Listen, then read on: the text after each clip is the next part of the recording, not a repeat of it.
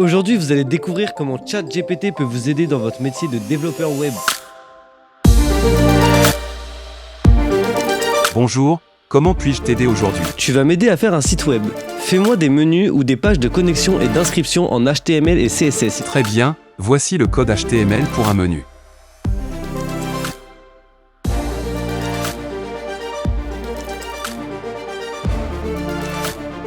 Et voici le code CSS pour styliser votre menu.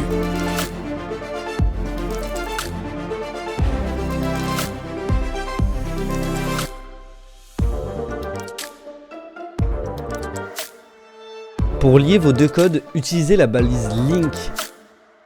Voici le résultat.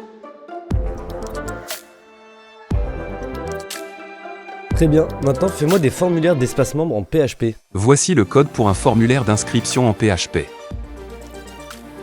J'ai vu que tu savais coder, maintenant est-ce que tu peux corriger des erreurs? Bien sûr, donnez-moi votre code et je le corrige.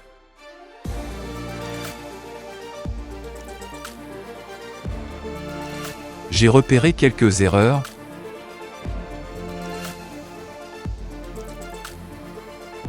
Voici la correction.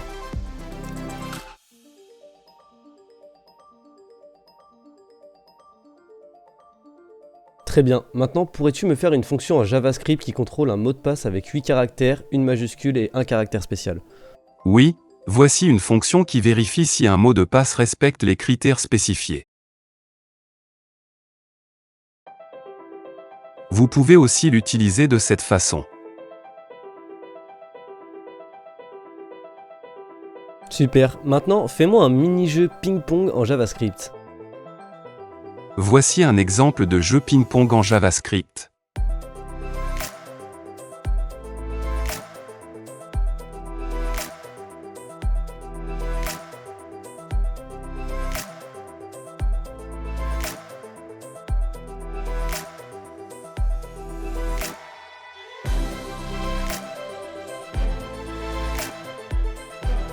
Et voici à quoi ressemble le jeu.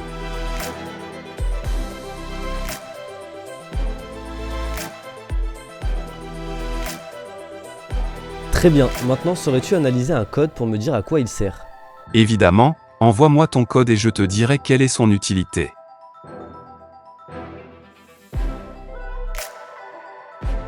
Ce code crée une calculatrice simple en utilisant HTML, JavaScript et CSS.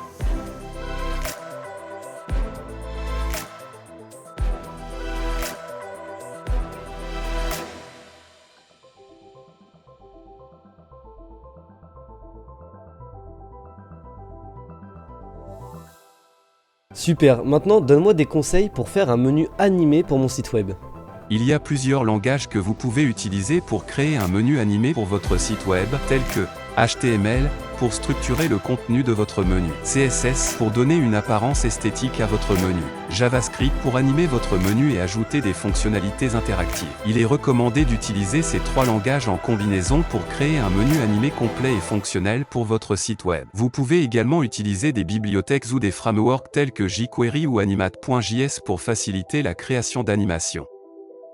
Très bien, maintenant pourrais-tu me convertir ce code JavaScript en Python? Bien sûr, voici le code converti en Python.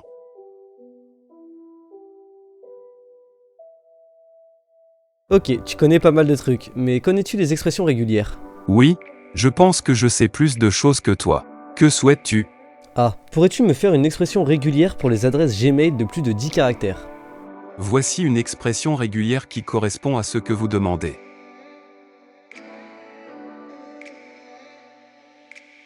Bon allez, je te demande une dernière chose. Pourrais-tu m'apprendre les flexbox en HTML et CSS?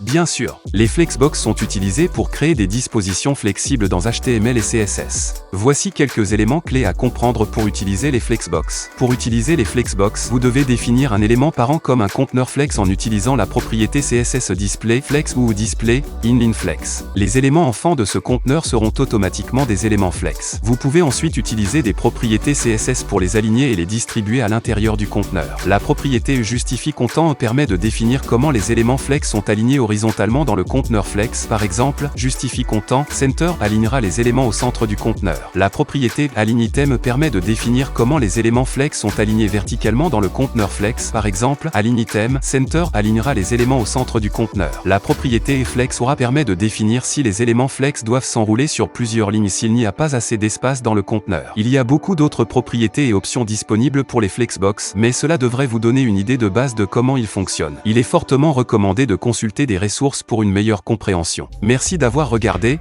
Si la vidéo t'a plu, n'oublie pas le pouce en l'air. Si tu as des questions, pose-les en commentaire et pense à t'abonner pour être au courant de nos dernières vidéos.